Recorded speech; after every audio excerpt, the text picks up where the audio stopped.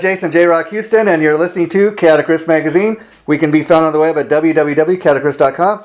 And once again, our special guest this week is Borras, the lead singer from the Los Angeles-based Guns N' Roses tribute band, Appetite for Destruction. Last week we were talking with you about Alice Cooper's $1 Billion Babies album, and we had so much fun with you last week. Gar, we want to talk to you about another album that really influenced you this week for our On the Record segment, and this week we'll be talking about Pink Floyd's Dark Side of the Moon. Both albums are very, very different. We're talking from Alice Cooper to Dark Side of the Moon by Pink Floyd, and I thought that would be kind of fun to kind of go from one spectrum of the music world to another, and Pink Floyd's Dark Side of the Moon very, very different. So let's talk about how you first heard the album and became a fan. Well, way back when I was a kid, back in the 70s, I was always interested in, music that was, pushing the envelope. And I remember, I would look at like music magazines. I don't know. I'm not saying that I saw it in Hit Parade, but as an example, Circus Magazine, Hit Parade. I'm not sure what magazine that I was reading. Yeah. But they had articles about Pink Floyd, and you could see pictures of their show, and they had this big screen behind the band, and so it was different than just a band playing. It was a whole production going on. Yeah. Where they would be playing music, but there would also be really cool stuff going on the screen behind the band, and it kind of got my attention, and then their stuff started getting played on the radio, and it was I think like maybe about 72, 73, something like that. You would hear there's Dark Side of the Moon on the radio, and it was just really it was music that wasn't reliant on how fast you played. Oh, definitely. Or how super complicated it was. It was just, there was a lot of deep thought. Yeah, deep. Pink Floyd, especially back in the day, they were really what you would call thinking man's music. Like you said, it was nothing like that out there really at the time. And you made an interesting point. Back at that time, you see, this album was released March 1st, 1973, just to kind of give people a time frame of when we're talking here. And oddly enough, you made a great point about back in the days, like you, Gar, I grew up with all those great rock magazines back in the day, Circus Magazine and Hit Parade, and even Rolling Stone back in the day to somewhat of a degree. People fail to realize back then we did not have the internet, so a lot of times you'd pick up those magazines and you'd find out about Queen or Kiss, they're coming to your town, or Pink Floyd, and this is what the show is going to be like, but they didn't necessarily know. You didn't necessarily know when they came to your town what the set list was yet, and stuff like that. So that those rock magazines and stuff, a lot of that would really influence what you were going to buy. Like you pick up a magazine, you see, oh, these are the popular bands, or these are the bands that are out on tour now. Oh, I'm going to go and get this album, It really affected you. You would see the pictures, and you would read the articles. And back in those days, when bands would come out with albums, you would wait in anticipation. Oh my gosh, I can't wait until they come out with the or like even you see album. You see the advertisement maybe like in Circus Magazine for Dark Side of the Moon. Okay, that's what the album cover looks like, or okay, I'm gonna go get that album, or okay, so that's the single that's out right now, or that's the song I heard on the radio, and one thing like a band like Kiss that really image conscious, and they were all over the place. But a band even more to the point like Pink Floyd, like when Dark Side of the Moon comes out and they start, like, the album becomes a hit, you're starting to see those guys more and more in the rock magazines back in the day, where they weren't necessarily one of those critic darling bands, but because the music got to be so popular, you started to see, oh, so that's what David Gilmour looks like, that's what Roger Waters looked like. Yeah, and then when the albums would come out, oh my gosh, you would just put the record on and listen to it from beginning to end, and read every single piece of anything to read on the album. Yeah. You would even read the sleeve that would go around the record. You would just basically, just read the whole thing as you're listening to the album. And again, Gar, we're talking about a time where, like we were talking last week, back at this time, like all the bands would release a single. You go get all the singles on a 45, and you look at they really, back in the day, this is a single, and you could go. I remember when you go to Tower Records, and they had a whole section of just where you could pick up all the 45s, and then they'd usually have an alternative, like a B-side track on the other side. Some of those B-sides were amazing, stuff too.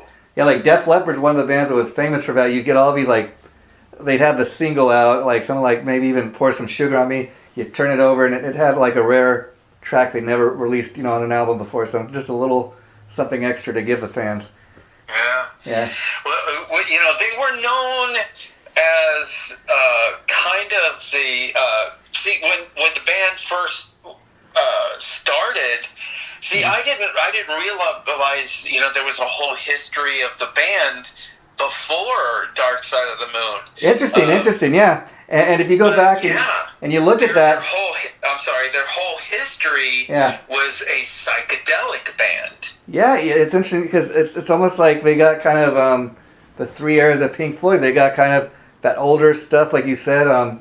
It's kind of like just sounds nothing like what Pink Floyd became, and you got Dark Side of the Moon and stuff that came later on, more commercial.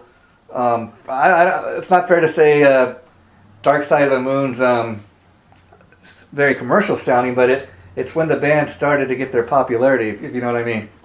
Well, to me, because, after Dark Side of the Moon, of course, I started going to the record stores and I started checking out their previous stuff, like Uma Guma. I wound up buying that. And there was a bunch of other stuff, that all this material that was during their Syd Barrett period, when Syd Barrett was the big star of the band. Not David Gilmour or Roger Waters, those guys. And it was kind of crazy learning about all of that stuff, because when you listen to that music that was previous to Dark Side of the Moon, it was really strange stuff. Oh, yeah. And see, that's the thing. Probably when people think of Pink Floyd, probably the two albums that come to mind right away is this album, Dark Side of the Moon, and then The Wall. And they got some comparisons because they're like, I would say The Wall is a little more commercial, a little more radio friendly, whereas the Dark Side of the Moon's kind of really got a sound of its own, but they're both like concept albums and stuff, and Roger Waters was kind of the man that kind of took over, so to speak, when it came to The Wall and that, but both very interesting albums. And the Dark Side of the Moon, it almost sounds, if you listen to it like for the first time, with just hearing for the first time, let's say, you kind of stop and wonder, what were these guys smoking? This sounds like very trippy stuff. And yet at the same time, people refer to it as progressive rock. And at the same time, it's vastly different than anything you've ever heard before or since. Well, it was progressive rock. I would consider myself in my younger years during that time. I was a big fan of anything that pushed the envelope. Yeah. And progressive rock was, mostly the stuff that pushed the envelope. But Dark Side of the Moon, when Pink Floyd started doing stuff like that, they were pushing the envelope in a different way. Yeah. Just kind of to see if they could be different. It was really kind of, they matured from a psychedelic band into a band that had a lot of concepts in the songs. Yeah. The songs were about, obviously they were about things that were deep to them, and most of the writing was by Roger Waters. Yeah. So most of that stuff had to do with deep things experiences that Roger and David Gilmour, experienced and stuff like that. Yeah. So there was, those songs were telling stories, and a lot of the songs on Dark Side of the Moon were telling stories about Syd Barrett. Interesting. They were kind of homages to Syd Barrett about how he had lost his mind. Yeah. He I guess in the easiest way to put it, he went insane. Yeah, he literally had a breakdown from what I understand, and that's like you said, the two different kind of Pink Floyds. There's almost two different worlds, miles apart, and yet, so I think this classic album we're talking about that's had such a huge impact and influence on people, for all these years. They're kind of writing, like you said, a lot about their former frontman, and obviously, think about the influence he's had on those guys, because not only were they writing songs about what they seen their friend and their former bandmate go through, but he obviously had a huge impact on those guys to write stuff like this that was influenced by him or kind of his story. Well, even David Gilmour used to before Pink Floyd and before all of that stuff, David Gilmour used to actually jam. Doing like guitars and harmonica stuff on college campuses, with him and Syd Barrett. Oh, wow. So there was a history. Everybody kind of knows David Gilmour as the guy that replaced Syd Barrett. Yeah. But there was a lot more ties between David Gilmour and Syd Barrett. They were actual close friends and used to play music together before Pink Floyd. Wow. Yeah, and just to kind of give people an idea the huge impact this album's had on the musical landscape all these years. I mean, I was reading that it's spent like it's been certified 11 times platinum. I guess they did that on June 4th, 1998. And the interesting thing about that is I guess initially it had spent like something like 741 weeks on the chart, and just to kind of give you an idea, that was like it actually remained on the charts from 1973 when it was first released all the way through 1988, and then it eventually in 1988 fell off the charts, and then it only kind of reemerged again a couple years later in 1991 when they introduced this thing called the Top Pop album chart. So I mean, again, just not many albums you can really think of it from the time it's been released almost 20 years later, it's still on the charts. Well, that's what, a lot of, that's why you call it art. Yeah. A lot of people, look at musicians and stuff like that, and but no, anything that has staying power like that is art. Mm-hmm. Yeah, it really is. And it's art in the sense, like you said, it's not what your typical rock music would sound like, but it definitely has influenced people. It's definitely has an appeal to people for something to remain on the charts that long, Yeah. And I just remember, being a kid, and I would put on, Dark Side of the Moon, and, I would basically play Roger Waters' bass parts all the way through the album. In fact, back when I was in high school, I guess when I was maybe like a junior/senior in high school, I used to have friends that would come over, and I would put on records, and I would memorize all of the bass lines, and basically it was a miniature concert at my house. Wow. Where I would put on the album, and then I would plug my bass in, and then I would just play along with the album. Wow. From beginning to end. And I used to do that with a lot of records. I used to do that with Dark Side of the Moon. I used to do that with Thick as a Brick by Jethro Tull. Wow. Think about it, because, I was so into progressive stuff at that time. Thick as a Brick by Jethro Tull was, the entire album was one song. Wow. And none of it repeated. Wow. So it was one song, which was not a repetitious thing, and I would memorize the bass lines and play the entire album all the way through. Wow. I'm gonna have to check that out. I'm not a huge Jethro Tull fan, but I got an appreciation for stuff like that. And obviously, like I can see on your list that you made on your Facebook page there, but you got quite a bit of a progressive influence there. I see you also included like Yes, so that's pretty cool to kind of think, I would put on Fragile by Yes. Yeah. And my friends would kick back at my house with the bong, watching me play, Fragile all the way through. I had all of Chris Squire's bass lines memorized, including The Fish, which is, it's basically some of Chris Squire's really, really complicated stuff that was really dominated by the bass. Yeah. And I would play the entire album all the way through.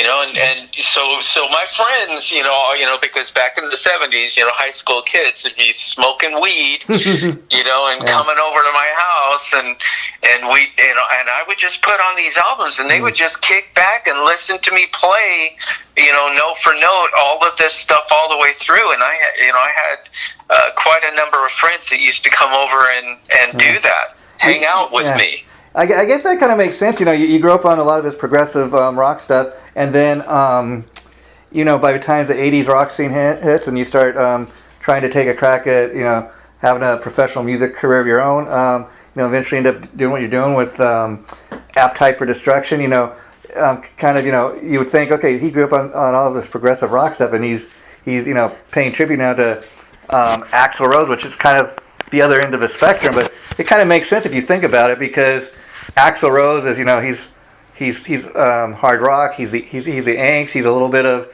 everything, because even Axl was influenced by everybody, from Alice Cooper to the Beatles. Well, he's pretty close to my age too, so he was being influenced by the same stuff that I was being influenced by. Yeah, and Dark Side of the Moon, getting back to that for a minute, the other thing that's kind of interesting about that is very much like what Queen did with the song Bohemian Rhapsody. Back in the day, they would tell these bands, no, you can't have a 9 or 10 minute song, but like very much like what Queen did there, they kind of we're going to do it our way. We're going to do what we want. Probably I would imagine when they first the Pink Floyd guys first went into their record company and they played them Dark Side of the Moon, and probably, what is this? What is this? This sounds like nothing we've heard before. But it was such a hit with the fans. People took to it immediately. I think that's the thing people dig about it so much. It was so kind of against the norm at the time. It was kind of the very thing you weren't expecting. Well, back in those days, if a band wanted to be successful touring and selling records, the bar was extremely high. Yeah. So if you were going to compete with these other bands like the Pink Floyds, the Queens, and Jethro Tull was another big one back in those days. And there's if you look at that whole list of all those albums that I put that were an influence on me, I think if not 90%, 100% of it is all from the 70s. Yeah, well, it makes sense. Like you said, that's the time the time you grew up around, and that's what was coming out at the time. That's like my developing years where I was, using the music of others to, wow, if I could learn, I was always looking for very challenging pieces of music to learn how to play, because my mentality was, if I could learn how to play this, then I would be good enough to be able to play in a band, or I would be good enough to perform in front of an audience. And so if you wanted to play with other musicians, you couldn't play with other musicians if you only knew how to play just a piece of the song. You would have to be able to learn from the very beginning all the way to the end of the song. And I didn't know it because at the time I was just trying to take on pieces of music, because I don't know if I'm I'm a singer nowadays, but back in those days, my complete focus was bass. Wow. And that was my thing. If I could learn how to play this piece of music, I would be good enough to do, to play in a band, or I would be good enough to move to the next step. Level. And it's kind of interesting talking a little bit about the tribute scene that you're a part of. That's why I think a band like Pink Floyd, while there's obviously a couple of the tributes out there, such as Which One's Pink, and I think there's another one around the LA area, but there's not a whole lot of them, because Pink Floyd's music, again, is so, I want to say, complex, or so very different from your typical band, like even a band like The Who or AC/DC. That's why there's not, a million Pink Floyd tributes, I think, because in addition to the music and the sound, they got the lasers and the light show, and that makes it, they really do put on the ultimate rock show. So paying tribute to a band like that, I think, is a lot of hard work. Well, during my favorite time, the three records that they put out that were the closest to me was, of course, Dark Side of the Moon, and then Wish You Were Here, which was the very next album that they put out after Dark Side of the Moon. And then the very next album that they put after that was Animals. To me, that's my favorite. When they came out with The Wall, The Wall, for me, was kind of a departure from what they had been doing previously. With Dark Side of the Moon, Wish You Were Here, and Animals. It was very obvious that The Wall was, so much more of a concept thing where. It was almost like, of course, it became a movie. Yeah, that's what I was going to say. It's interesting because you put on like the Wall album, and it is like one thing. Like you can't really go bad with any of those songs. It's a great produced album, they're great songs. But where I kind of get tripped out on is watching that movie. It's like, okay, what is this even about? So kind of different and confusing at the same time. Like you say, well, it's art, it's subjective, but they really became at that point, I think in 1980 after The Wall, really thinking man's music, Well, it was really dominated by Roger Waters by then.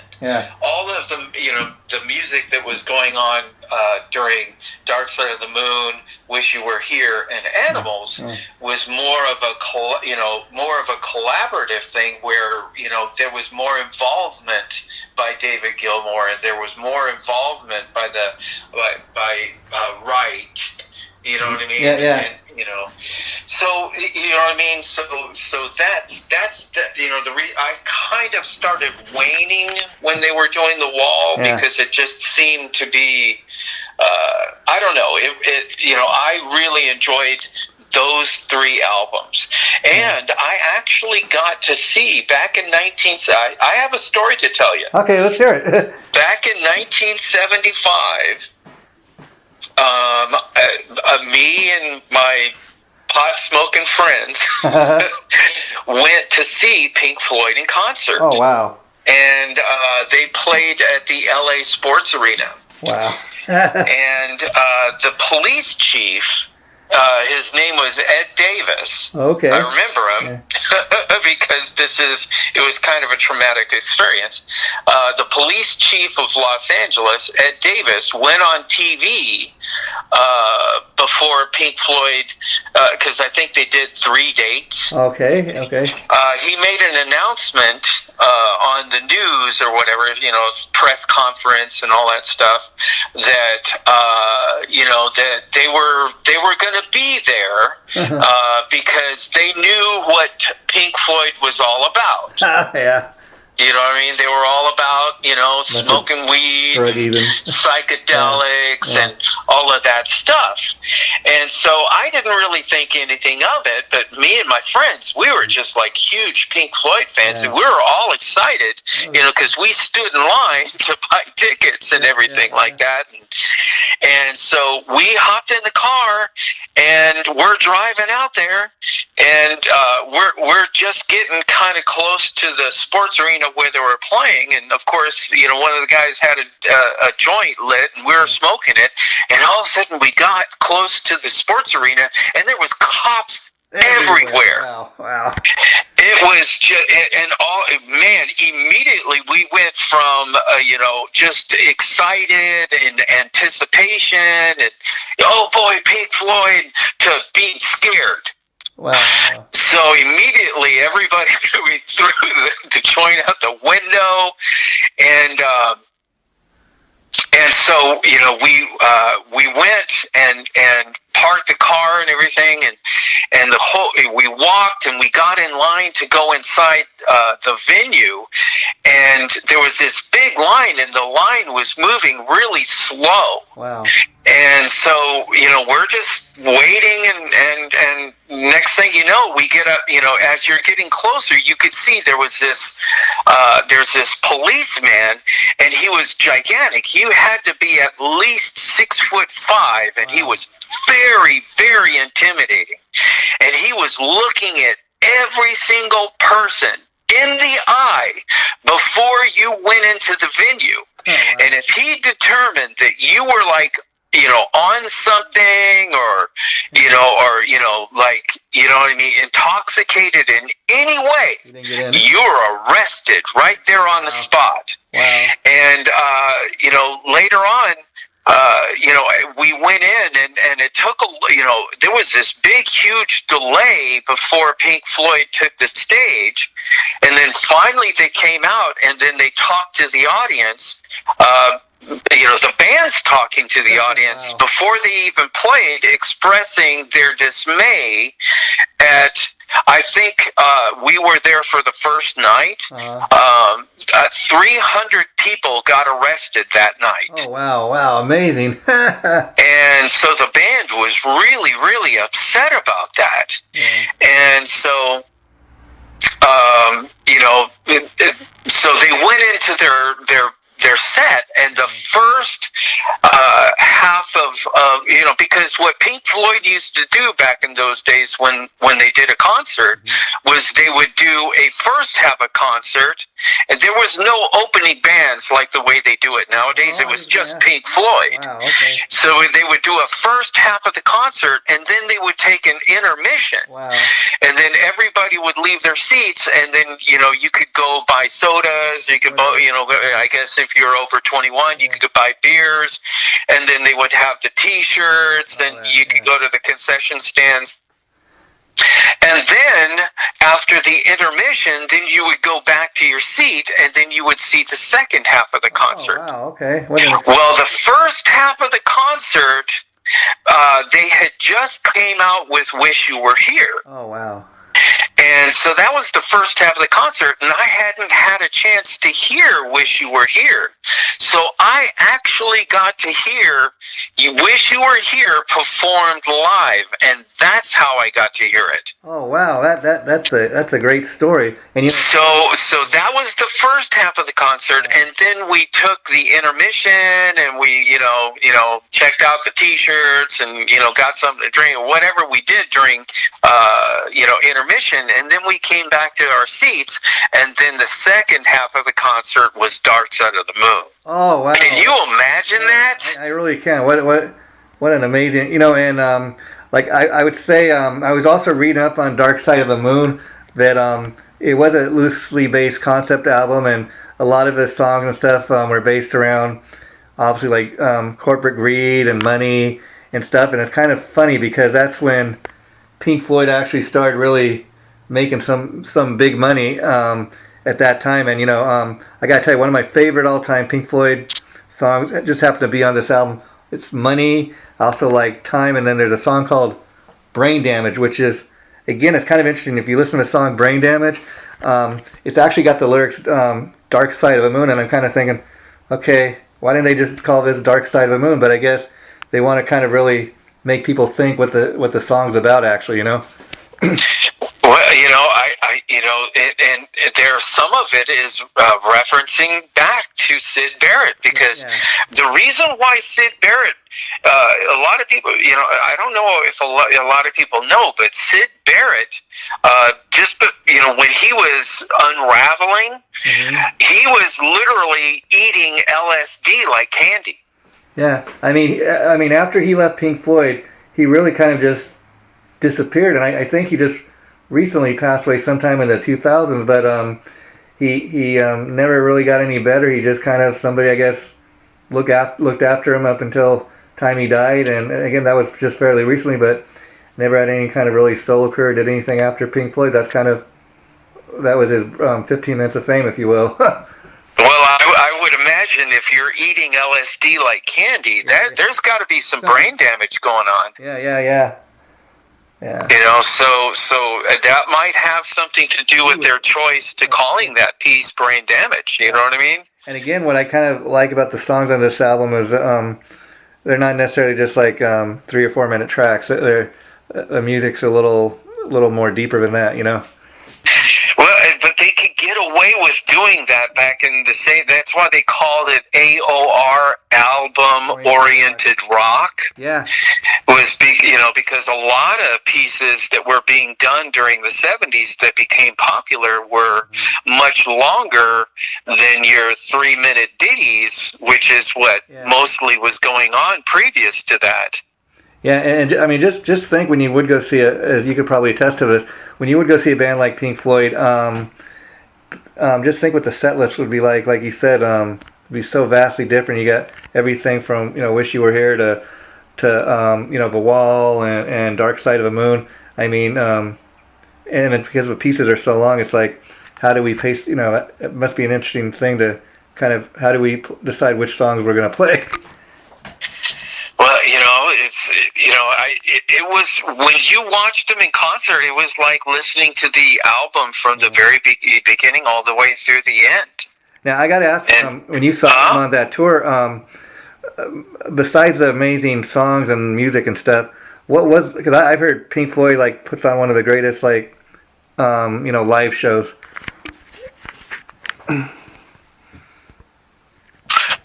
you there? Yeah. I was asking. What's it like Pink Floyd? They got great songs out, but I hear they put on a great live show, with the lasers and everything. Did you get to see that when you saw? Well, back in '75, they hadn't progressed to using, those big giant puppets and stuff that they were doing. They did that. They started doing that. The beginnings of doing that was when they started doing arena stuff, which is when they came out with Animals. Yeah. And so Dark Side of the Moon and Wish You Were Here was the way the band originally was, which was the band would be playing and then they would have the giant screen behind. And when I saw them, the screen behind the band would be kind of helping you to understand the stories behind the song, because what was going on the screens were in relation to what they were talking about in the songs. Yeah, and that's why it's interesting that even today, all these years later, like The Wall, it was Roger Waters' kind of baby to begin with, but he really has kind of made it his own. I mean, the last couple of solo tours he's done, he centered his tour around that, and like you said, it's become a big thing with, like, he has different images on the video screen, so it really has taken a life of its own, you know? I was really disappointed that I never did get a chance to see Pink Floyd again when they did the Animals, because that basically was they were talking about different classifications, societal classifications of different types of people. One classified as pigs, another classified as dogs, and another classified as sheep. Oh yeah, interesting. And what I heard that they did when they were playing Animals live is they, when they were playing the songs, they would have, when they were playing pigs, they would have a giant pig. Oh wow. And they would be doing these stadium shows, so it would be like this giant pig floating in the air, or they would have a giant sheep, floating in the air.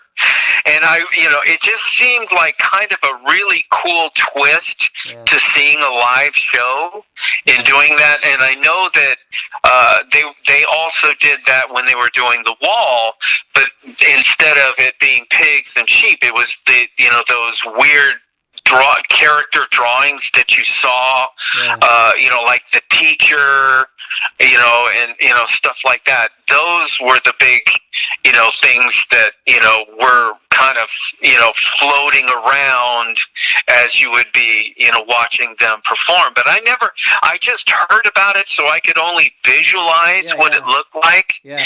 But, I just heard it from friends that, oh my gosh, they did this, oh my gosh, they did that, and it was so cool. So I was really disappointed that I didn't get to see them do Animals. But that's another album that I used to put on, and I would play it all the way from beginning to the end, and my friends would, come over and, and watch me play this all the way through. And so, like, let me ask you, what was it about that Animals album that just kind of really, knocked you out of your seat? Was it because it was just so different from what had come before? It was very, the whole approach to how they were doing it was very still similar to what they were doing with Dark Side of the Moon and Wish You Were Here. When you could listen to it, you have to understand it. If you listen to Animals, if especially like as a music fan, sitting in somebody's car smoking a joint and listening to it on a stereo radio system in a car, that was some really stony stuff they were doing. Yeah. Wow. And you would listen to it and you would hear, like, there would be things that they would be doing sound-wise, sonic-wise in the songs that were really kind of, I guess the best way to put it, very stony, because if you're smoking weed and you're listening to this, the same kind of experience when you were listening to Wish You Were Here. Wow. They would use sounds that, where if you're high when you're listening to it, it was really trippy to listen to. But other bands were doing that stuff too. Yeah. But it just seemed that Pink Floyd was the people that, or the band that really took it to an art form. Yeah, it's funny you say art form, because I'll tell you, where I grew up, like in Long Beach, California, back in the day, I remember like they had a local theater here, and on the weekend they'd alternate between, as far as movies, Pink Floyd's The Wall, and then the Rocky Horror Picture Show. I remember a lot of these kids back in the day were just discovering these movies for the first time, and they had nothing better to do. They'd go hang out with their friends. It was like a real major weekend event. And they had that in West Covina where I grew up too. There's a theater that was in West Covina called the Capri Theater that's no longer there. It's all different over there. But yeah, it was like kind of like going to a rock concert, but you would be going to see movies, and they would play movies like "Song Remains the Same" by Led Zeppelin. Even cooler. Or they would play concert footage of Jimi Hendrix. Yeah, and as far as The Wall, I think, like if you compare The Wall and Dark Side of the Moon, I think what makes it so drastically different is if you listen to Dark Side of the Moon, that's kind of when the friction among the band members was starting. The band was kind of starting to fall apart, but at the same time, they were still kind of in the studio working together. By the time The Wall came around, Roger Waters was trying to take control of the band, and then he had totally taken over the band. And what I heard is when different members would do their tracks, they would go in,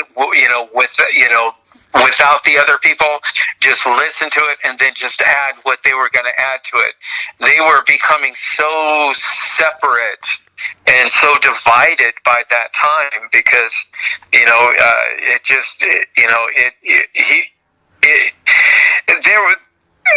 from what I heard is Roger by that time was kind of holding other members down.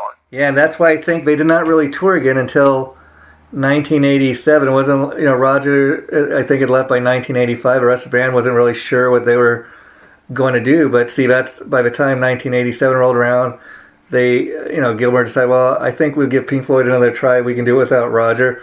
And much to his credit, they were able to do that for a while. And that, there's plenty of people, it's very, very different from what they were doing, but still very good because David Gilmour is one of those incredible guitarists that never relied on speed in what he was doing. It was almost, what I read in articles, that he would sing a lot of his leads and then actually transfer it to the guitar.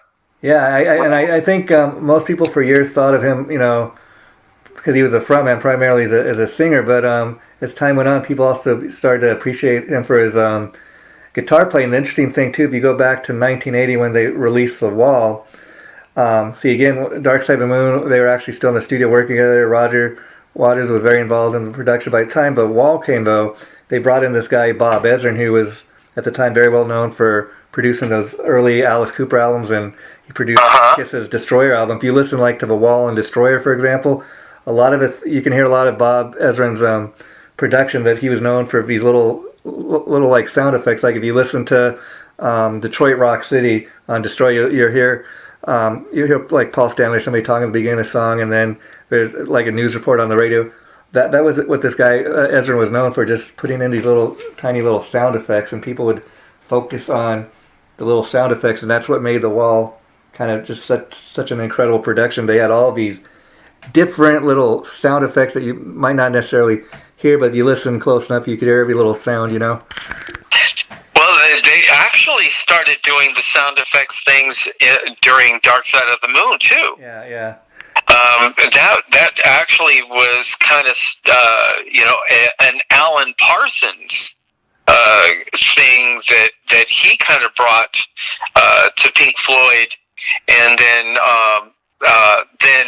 Alan Parsons started becoming successful with the Alan Parsons Project, and so he separated from Pink Floyd, and then that's when they started going to Ezrin and started doing his style, Ezrin's style. And it's interesting. Like I don't know too much about Alan Parsons. I've heard of him obviously, in Alan Parsons Project, but he had his own successful career. And what I was reading, like you said, back when Dark Side first came out, a lot of people were giving him, the credit for album success. And from what I understand, neither Gilmour or Roger Waters really were too happy with that. And that's part of the reason, like you said, they went their separate ways after that. Yeah, and he was, it's kind of a production thing, adding these different sound effects and stuff like that. But when you hear money, you hear the the cash register, it's like, wow. Yeah, and all of those sound effects, that was Alan Parsons' input, or the clocks at the beginning of time. Yeah. That was Alan Parsons, as being part of that. So, I actually had gone out and bought the Alan Parsons Project, and it was actually pretty good. And you could hear the similarities behind what Alan Parsons was doing when he came out with Alan Parsons Project and Dark Side of the Moon. You can hear a lot of similarities in the two. And it was kind of interesting because his stories were kind of Edgar Allan Poe-ish. Yeah, wow. It was that kind of a theme to when he came out with his first. It was called Alan Parsons Project.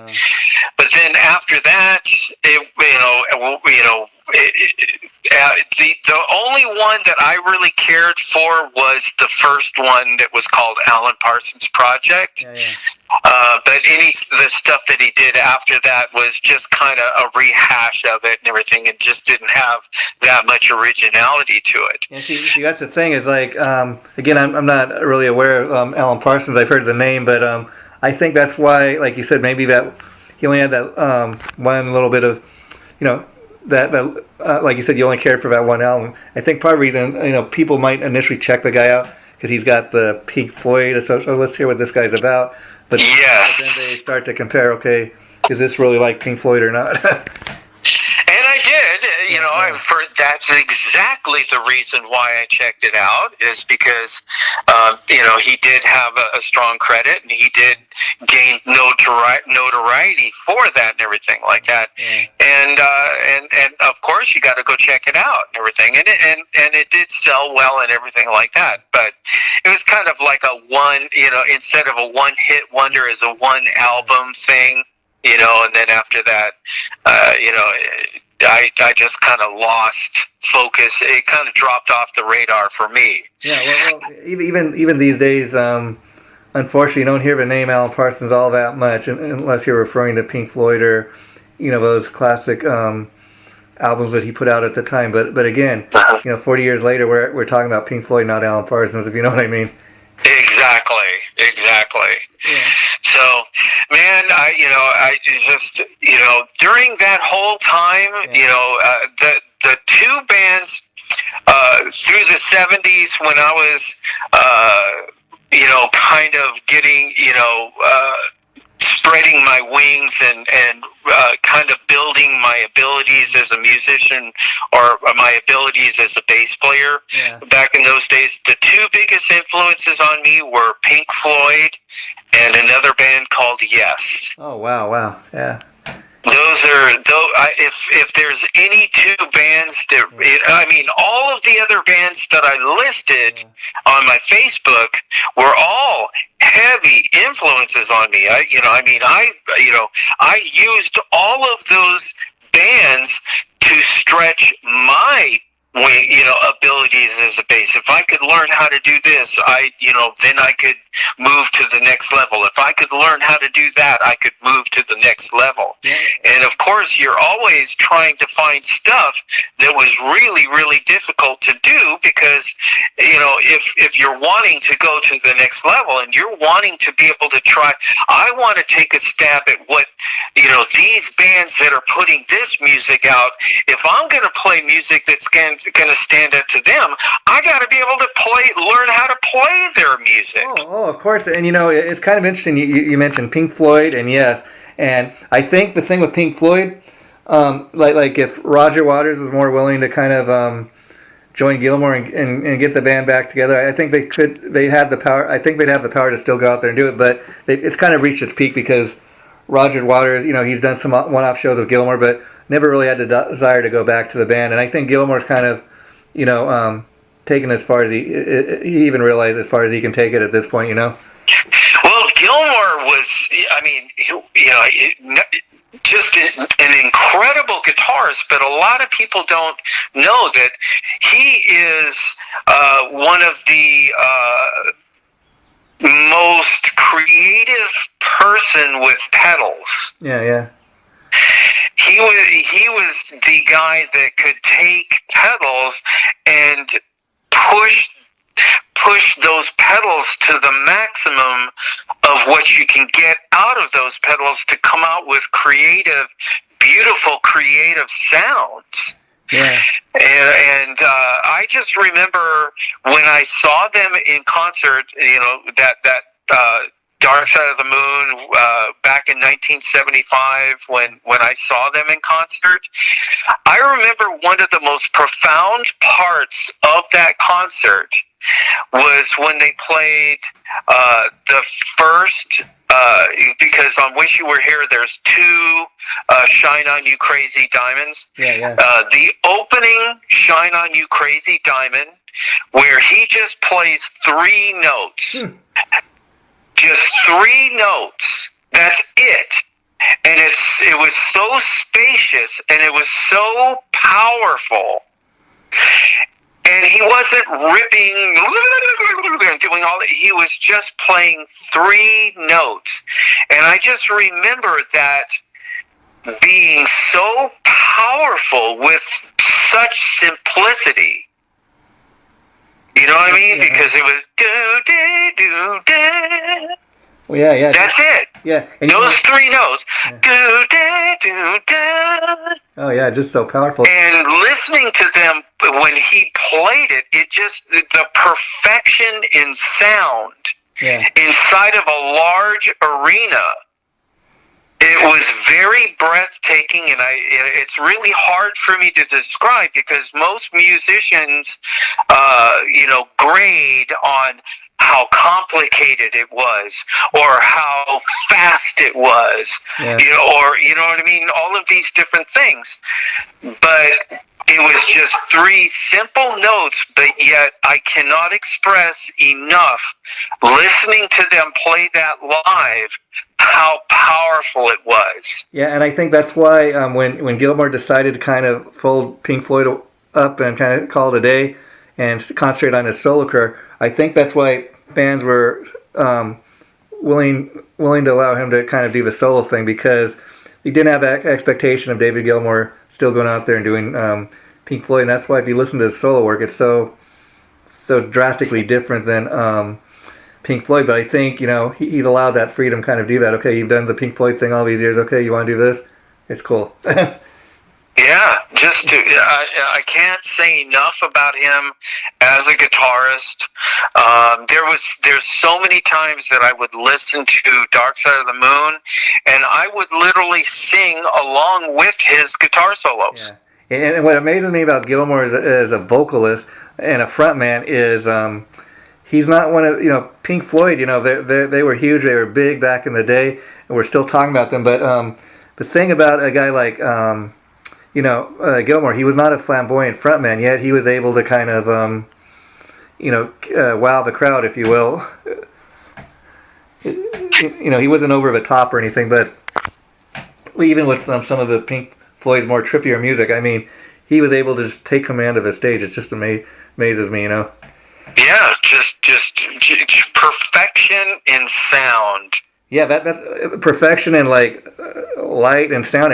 And interesting enough, I was reading, I don't know too much about this, but maybe you do. I was reading something today about the artwork for Dark Side of the Moon. Originally, it came out back in the day when vinyl was big, and they, if you kind of look at the artwork, it's kind of like, what is this? It's kind of a funny looking picture. But I was reading, it had to do with something like three of the elements, like live sound.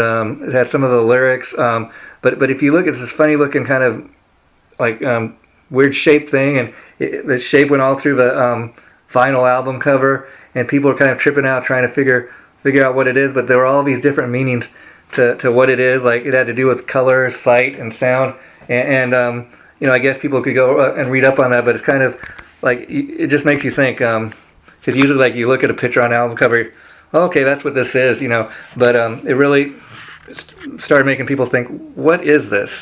And I was kind of tripping out when I was reading up about it. It had to do with color, sight, and sound. Oh, okay, I could see that maybe. Well, another thing that I had heard is what it stood for was societal. A singular, which is the single beam going into the prism. Okay, yeah, okay. And then coming out divided into many different colors, which was kind of a societal statement. Oh, wow, okay. Really making us think there, but okay, I see that now. Yeah, so that was another, that I had actually heard too. So there, who knows? It would just be a tremendous. I would be absolutely floored to be able to just sit down and maybe talk to them. Oh, yeah. And, get their take on it. Yeah. And I, because that would be just the best to just get it straight from the horse's mouth. Yeah. What was really, some of these backstories behind the thinking and, because that they were all such deep in thought, with their lyrics and their sounds and everything. I would just love to be able to get, more, of a backstory type of information from them. Yeah, and I'll tell you, just in my own following of Pink Floyd over years, I think if, we had Roger Waters right in front of us right now and you were to ask him, I think he'd probably tell you something to the effect of like, well, why do you want me to tell you what it's about? What do you think it's about? You have to have me. You just hit the head of the nail, because that's what art is. Yeah. It's not what the artist thinks. When you're creating art, you're creating each individual person to become exposed to your art, to come up with their own interpretation of what they're saying. That is the head of the nail of what art stands for. Whether it's a painting, any form of art. Yeah.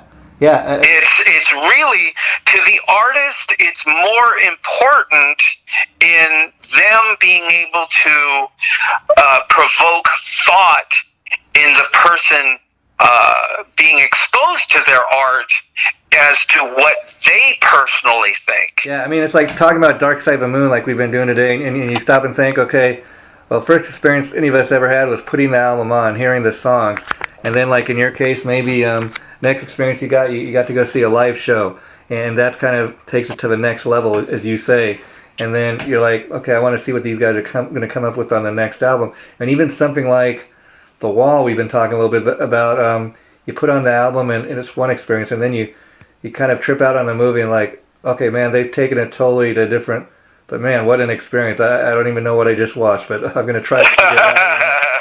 Well, what I heard is that it has to do with young life experiences that Roger Waters went through way back, because he was young. Yeah. When England was being bombed by the Germans. And we're talking about guys that are like, the early to mid 70s. So they've experienced all of this, and we're kind of looking back on the art they created. Yeah.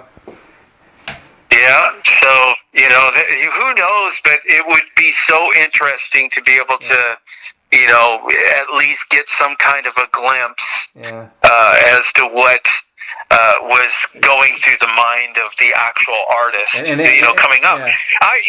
Like I said, my three favorite are Dark Side of the Moon, Wish You Were Here, and Pink, the Animals. But still, it doesn't mean that I don't appreciate The Wall. Yeah, it kind of, like you said, it makes you kind of, what you sit here and you think, like saying, initially you listen and you're like, man, this is pretty trippy stuff. I wonder what they're on. But just think about that for a minute. Maybe they weren't even on anything. Maybe they were. Who knows? But they've influenced a generation of people. And let's just think about that for a minute. They weren't smoking anything. They weren't doing any dope. They created some pretty great music in the end. When all is said and done. Well, we did. I do know that they were dabbling in stuff during their psychedelic time. Yeah. That the pre Dark Side of the Moon stuff. There was that the music that was coming out of them at that time.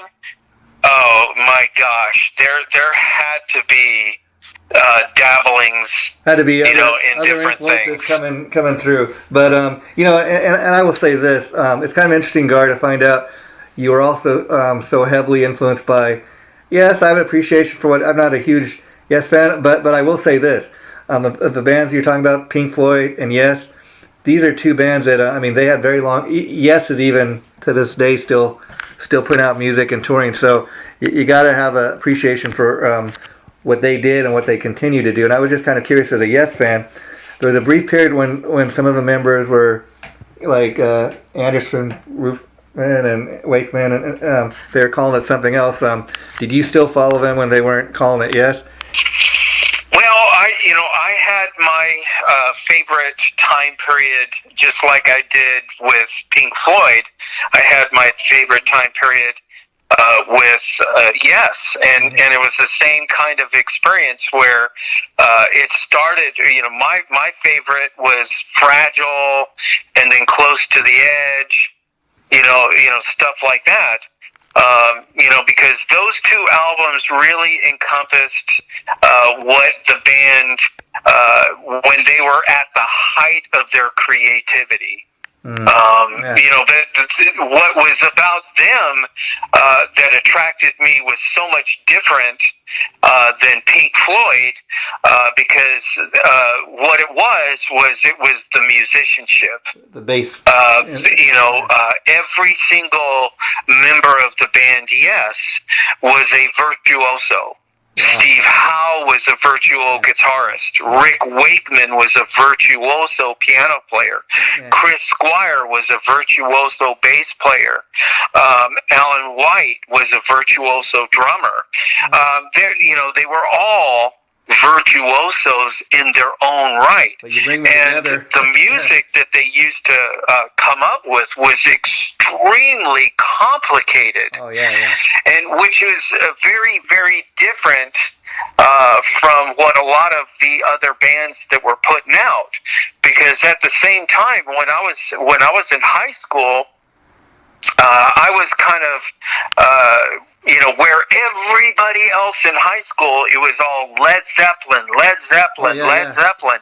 and I appreciated Led Zeppelin. The musicianship in that band was incredible, and the song craftsmanship that they had to be able to craft those songs and come up with that stuff was incredible. But while everybody else was into Led Zeppelin, I was into Yes. I was one of those guys that had to, I'm not going to go with, whatever, the big popularity, thing. I'm going to go with what my own individuality, that kind of a thing. I'm with you, yeah. So, but Yes was extremely melodic. Their music had a lot of melody in it. Yeah. But the way that the different instruments intertwined was like a tapestry. Nobody was playing the same thing. It was all 5 or 6 completely different parts, but you put all those parts together, and it was, I guess the best way to put it, it was much more orchestral rock. There you go. That's a perfect way to put it. And kind of like you, I always had appreciation for Led Zeppelin. Love what they did, but like I think I was sharing with you last week, I always, as far as those British bands, I always lean more towards Deep Purple, just because they're a little bit heavier for the most part. I love what Blackmore and John Lord were doing at the time together. It was just, they were at the time the ultimate jam band. You know, just the ultimate rock band. yeah, and you know, I'll end the conversation on this. You know, I tell you, my top three, I think, Pink Floyd albums would have to be obviously Dark Side of the Moon we've been discussing, next For Wall, and then I say finally would be Momentary Lapse of Reason. That's the album they put out in 1987. They had kind of their big comeback, hadn't toured since The Wall because Roger Waters had left. A lot of people were kind of questioning, can Pink Floyd carry on without Roger Waters? And what we soon found out is, because Gilmour was a gifted enough frontman, he was able to do it. And I don't know that Pink Floyd would have been the same if Roger Waters would have carried on without Gilmour. We'll never know, but you know, that was Momentary Lapse of Reason. That was Pink Floyd's kind of last great hurrah, I think. You know. Well, you know, and that, you know, it got a lot of airplay because there was some great music that came out of that. Yeah. And they start touring all over the world again. Now, Gar, I want to thank you so much for taking time to do this. Just like last week, I had so much fun doing this. Maybe we'll do it again, but I think obviously we can hear the influence that Pink Floyd and Dark Side of the Moon had on you, because that's pretty much what we talked about. And I think that's really cool. I mean, we found out how much of an influence Yes was on you. So maybe we'll do it again down the line, but thanks for doing this.